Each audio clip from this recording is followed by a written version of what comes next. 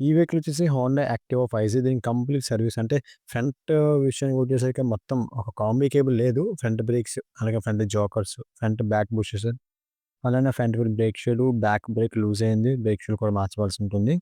And that too lock kit కూడా పోయిందనమాట. Main reason అదే బండి మన దగ్గర రావడానికి కారణం.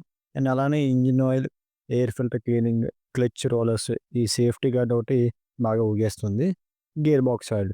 సో, ఒక్కొక్కటి స్టెప్ బై స్టెప్. మీరు కూడా జనరల్ సర్వీసింగ్‌లో వన్ ఆఫ్ ద పార్ట్ ఏంటంటే ఇంజిన్ ఆయిల్ మార్చుకోవాలి. అండ్ దెన్ గేర్ ఆయిల్ మార్చుకోవాలి. Brakes adjustment, air filter clean చేసుకుంటే సరిపోతుంది స్కూటీ వరకు. మేజర్ అంటే ఇగో ఎట్లాంటి జోకర్ కంప్లెయింట్స్ వస్తే జోకర్స్ మార్చుకోవాలి. జోకర్స్ ప్రైస్ ఎంతని అడుగుతారు చాలామంది. హీరో కంపెనీ అయితే ఇది రూ. 350 చిల్లర ఉంది. అప్ అండ్ డౌన్ అవ్వే ఛాన్సెస్ ఉండొచ్చు రేట్ అనేది. సో, అలానే దీని పాత బ్రేక్ షూలు చూస్తే ఏఎస్‌కే కంపెనీ ఉంది. సో, తీసేసి మనం హీరో కంపెనీ బ్రేక్ షూలు వేయడం జరిగింది. ఇంకా బ్యాక్ విషయానికి వచ్చేసరికి లైట్ కాదు హెవీ బ్రేక్ షూలు వేస్తున్నాము. ఎందుకంటే దీని డ్రమ్ ఏదైతే ఉందో డ్రమ్ చాలా వరకు అరిగిందనమాట. సో, అందుకే హెవీ బ్రేక్ షూలు వేయడం జరుగుతుంది. అట్లనే బ్రేక్ కేబుల్స్ విషయానికి వచ్చేసరికి బ్రేక్ కేబుల్స్ అన్ని కేబుల్స్ కూడా మార్చవలసొచ్చింది. Except speedometer cable. ఎందుకంటే దీనికి స్పీడోమీటర్ కేబుల్ లేదు కాబట్టి. సో, లాకెట్ వేయడం నాకు చాలా చెడ్డ చిరాకు. ఎందుకంటే ఇంత ఎక్కువ ఎక్విప్‌మెంట్ ఎందుకిచ్చిందో నాకు అర్థం కాలేదు. సింపుల్‌గా యాక్టివా 3 ఇచ్చినట్టు ఇవ్వచ్చు కదా! అని అనిపించింది. కానీ ఎక్విప్‌మెంట్ ఇవ్వడం కరెక్టే.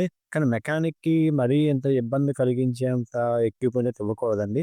ఒక 4 ఇప్పితే ఫుల్ టైట్‌గా చేసుకోవచ్చు. అలాంటిది ఇంత దరిద్రంగా ఇచ్చారంటే నాకు నచ్చలేదు. మీకు నచ్చింది కామెంట్ చేయండి. సో, ఇంకా ఫైనల్‌గా ఎయిర్ ఫిల్టర్. ఎయిర్ ఫిల్టర్ ఏదైతే మనం ఓపెన్ చేసేసి చూడం కొత్తగా ఉంది కానీ ధూళైతే చాలా ఉంది. సో, ఎయిర్ ఫిల్టర్ కూడా క్లీన్ చేసేసి క్లచ్ సెక్షన్‌కొచ్చేసరికి క్లచ్ రోలర్స్ కూడా బాగోలేదు. వైబ్రేషన్ వస్తుంది. సో, క్లచ్ రోలర్స్ అలాగే క్లచ్ హబ్ కూడా బాలేదనమాట. మార్చుకుంటూ వెళ్తే బిల్ పెరిగిపోతుంది కాబట్టి క్లచ్ రోలర్స్ వేసి దాంతో సరిపెట్టాను. అప్డేట్ చేసాము కస్టమర్‌కి. ఇలా ఇష్యూ ఉంటుంది తమ్ముడు. సో, అది ప్రాబ్లమ్ కాదని చెప్పేసి. సో, అలానే ఇంకా ఫైనల్‌గా ఏముంది ఇంజిన్ ఆయిల్, గేర్ ఆయిల్ ఇవి కూడా ఖచ్చితంగా ఇంజిన్ ఆయిల్ ఎన్ని కిలోమీటర్లు మార్చుకోవాలని డౌట్ మీకొస్తే స్కూటీకి నేను రిఫర్ చేసేది 2200 కిలోమీటర్లు లేదా 2000 కిలోమీటర్లు. అంతకు మించి వెళ్తే బండి లైఫ్ అనేది తగ్గుతుంది. సో, నేను సజెస్ట్ చేసేది 2000 లేదా 2200 కిలోమీటర్లు ఓకే. బట్ గేర్ ఆయిల్ ఎప్పటికి మార్చుకోవాలి మీకు తెలిస్తే కామెంట్ చేయండి.